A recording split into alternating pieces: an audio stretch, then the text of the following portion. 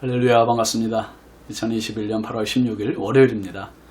오늘도 또 이 한 주간도 주의 은혜 가득한 복된 하루와 한 주간 되시기 바랍니다. 함께할 찬송 337장입니다.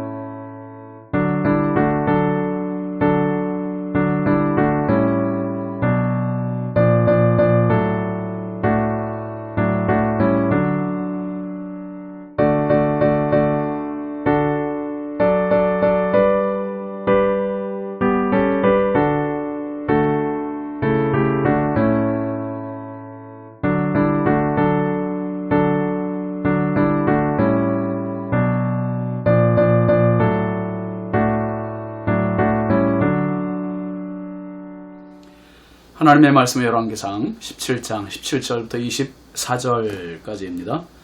이 일 후에 그 집 주인 되는 여인의 아들이 병들어 증세가 쉼이 위중하다가 숨이 끊어진지라. 여인이 엘리야에게 이르되 하나님의 사람이여 당신이 나와 더불어 무슨 상관이 있기로 내 죄를 생각나게 하고 또 내 아들을 죽게 하려고 내게 오셨나이까. 엘리야가 그에게 그의 아들을 달라 하여 그를 그 여인의 품에서 받아 안고 자기가 거처하는 다락에 올라가서 자기 침상에 누이고 여호와께 부르짖어 이르되 내 하나님 여호와여 주께서 또 내가 무고하는 집 과부에게 재앙을 내리사 그 아들이 죽게 하셨나이까 하고 그 아이 위에 몸을 3번 펴서 엎드리고 여호와께 부르짖어 이르되 내 하나님 여호와여 원하건대 이 아이의 혼으로 그의 몸에 돌아오게 하옵소서 하니 여호와께서 엘리야의 소리를 들으심으로 그 아이의 혼이 몸으로 돌아오고 살아난지라. 엘리야가 그 아이를 안고 다락에서 방으로 내려가서 그의 어머니에게 주며 이르되 보라 내 아들이 살아났느니라. 여인이 엘리야에게 이르되 내가 이제야 당신은 하나님의 사람이시오 당신의 입에 있는 여호와의 말씀이 진실한 줄 아노라 하니라. 아멘. 오늘 말씀 제목은 전화위복입니다. 전화위복. 여러분 살다 보면 모든 일들이 내 뜻대로 되지는 않습니다.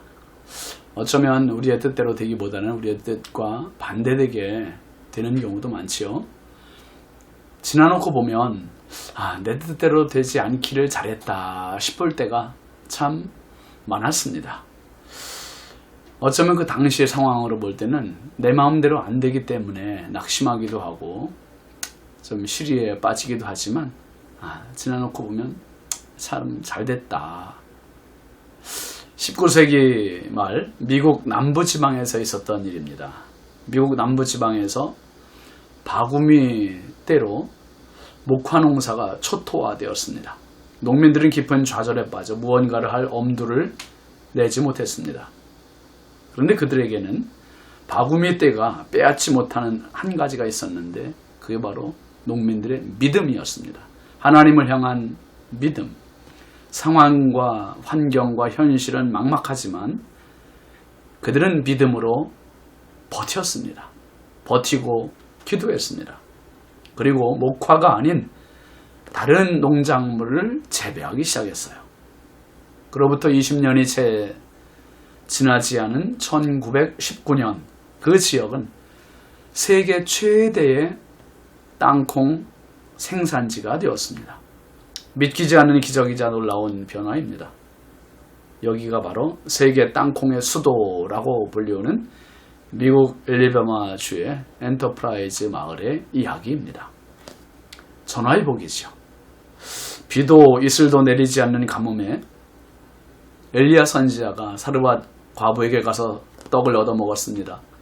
통에 가루가 닿지 않고 병에 기름이 마르지 않는 기적의 은혜를 그 여인도 체험을 했습니다. 기근 중에도 주시는 넘치는 하나님의 위로였지요.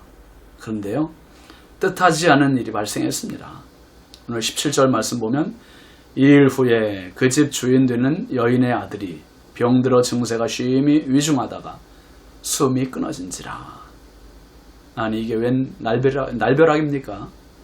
사르밧 과부에게 하나밖에 없는 아들, 이 아들은 가장 든든한 기둥이고 보배입니다. 그런데 그토록 귀한 아들이 병에 들어 위중하다가 쉼이 앓다가 그만 죽었습니다. 여러분 물론 사람이 병들 수도 있고 요즘 코로나 때문에 세상을 떠나는 사람들 있잖아요. 참 안타까운 현실입니다. 참 병들면 죽을 수도 있고 또 고침 받을 수도 있지요. 그렇게 생각할 수 있을지 모르지만 이 과부에게 있어서 아들의 죽음은 세상을 다 잃은 슬픔입니다. 다 잃은 고통이에요. 여인이 엘리야 선지자에게 격정을 내며 따집니다. 18절 말씀 보면 여인이 엘리야에게 이르되 하나님의 사람이여 당신이 나와 더불어 무슨 상관이 있기로 내 죄를 생각나게 하고 또 내 아들을 죽게 하려고 내게 오셨나이까. 아니, 아들이 죽은 것이 엘리야 탓처럼 그렇게 선지자에게 격정을 내고 있습니다. 오비락이라는 말이잖아요. 까마귀 날자 배 떨어진다. 배 떨어진 게 까마귀 탓은 아닌데 그 타이밍에 어떻게 우연히 그렇게 맞으면 오비락이라는 말을 씁니다. 그렇다고 선지자가 지금 무슨 변명을 할 수 있는 입장도 아닙니다. 여인에게 변명을 하지 않고 엘리야 선지자가 그렇게 말하죠. 19절부터 22절까지 보세요. 엘리야가 그에게 그의 아들을 달라 하여 그를 그 여인의 품에서 받아 안고 자기가 거처하는 다락에 올라가서 자기 침상에 누이고 여호와께 부르짖어 이르되 내 하나님 여호와여 주께서 또 내가 우고하는 집 과부에게 재앙을 내리사 그 아들이 죽게 하셨나이까 하고 그 아이 위에 몸을 3번 펴서 엎드리고 여호와께 부르짖어 이르되 내 하나님 여호와여 원하건대 이 아이의 혼으로 그의 몸에 돌아오게 하옵소서 하니 여호와께서 엘리야의 소리를 들으심으로 그 아이의 혼이 몸으로 돌아오고 살아난지라. 엘리야는 여인에게 아들의 시신을 달라 했어요. 그리고 그 아들의 시신을 안고 자기가 묵고 있는 다락으로 올라가서 자기의 침상에 누입니다. 그리고 하나님께 기도하지요. 엘리야는 지금 간절한 기도로 아이의 생명을 돌려달라고 하나님께 간청하고 있습니다. 여러분 우리가 할 수 없는 문제에 우리가 할 수 있는 기도는 최선입니다. 최선. 할 수 없는 문제에 할 수 있는 최선, 그게 바로 기도예요. 기도. 아멘이시죠? 엘리야의 기도에 하나님은 응답해 주셨고 그 아이가 살아났습니다. 절망이 깊을수록 거기서 얻는 희망은 더 놀라운 것이 됩니다. 죽음에서 생명이라는 것보다 더 큰 반전은 없습니다. 여인의 태도가 이러자 달라졌어요. 23절 24절 보세요. 엘리야가 그 아이를 안고 다락에서 방으로 내려가서 그의 어머니에게 주며 이르되 보라 내 아들이 살아났느니라. 여인이 엘리야에게 이르되 내가 이제야 당신은 하나님의 사람이시오 당신의 입에 있는 여호와의 말씀이 진실한 줄 아노라 하니라. 여인은 죽은 아들을 살리신 하나님의 역사를 경험했습니다. 그럼으로써 하나님이 생사의 주관자이심을 알게 되죠.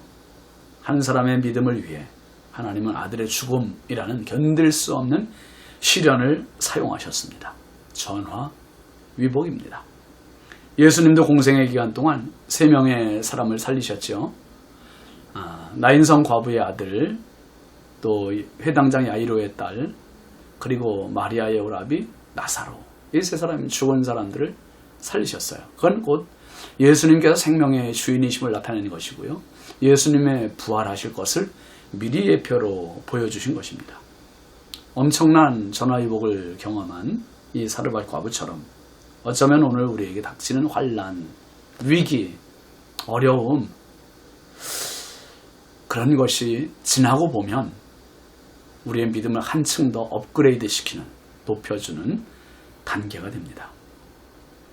우리 잘 아는 로마서 8장 28절 말씀, 우리가 알거니와 곧 하나님을 사랑하는 자, 곧 그 뜻대로 부르심을 입은 자들에게는 모든 것이 합력하여 선을 이루느니라 했습니다. 여러분, 화 같지만 하나님 손에 가면 복이 됩니다. 마치 생선이 비린내 나고 야채들이 뻣뻣하지만 엄마의 손에 가면, 주부의 손에 가면 그것이 맛있는 음식으로 변하는 것처럼 하나님 손에 가면 전화 위복입니다. 오늘도 이 한 주간도 복된 한 주간, 승리의 한 주간 되시기 바랍니다. 기도합시다. 하나님 아버지 감사합니다. 3년 6개월 동안에 가뭄이 이제 이렇게 끝나는가 보다 싶었는데 사르밧 과부에게는 아들이 죽는 시련이 있었습니다. 아들이 죽은 것 때문에 선지자를 탓하고 격정을 냈지만 하나님, 선지자를 통해 그 생명을 다시 살려주셨던 하나님, 전화위복케 하셨던 하나님, 하나님을 믿고 하나님의 말씀을 믿고 하나님이 보내신 선지자의 말을 믿었던 여인처럼 하나님 저희의 삶 속에 어려움을 통해서 오히려 믿음이 깊어지게 하시고 돈독해지게 하시고 하나님 전화위복되는 은혜가 있게 하여 주옵소서. 어떤 것이든 어떤 문제든 우리가 할 수 없는 그 문제를 우리가 할 수 있는 최선은 기도임을 깨닫게 하옵소서. 예수 그리스도의 이름으로 축복하고 기도합니다. 아멘. 이 한 주간도 우리 주님의 손에서 승리하십시오. 감사합니다.